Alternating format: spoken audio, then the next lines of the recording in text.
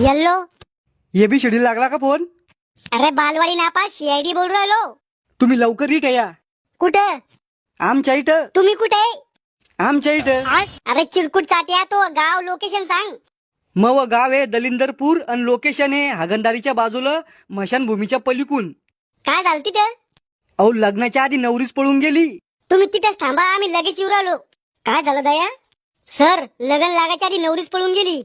ओ मायची कटकट. सर, आपल्याला जेवण करून जायचं का तसंच निघायचं? आभ्या, तू इतकी बी अक्कल नाही का? तिथं लग्न आहे, वांग्याची भाजी बुंदी बनवेल असन, तिथंच जेवू आपण. चला सर लवकर. तेलगट खाऊन बनत नसती बॉडी, तू लवकर काढ गाडी.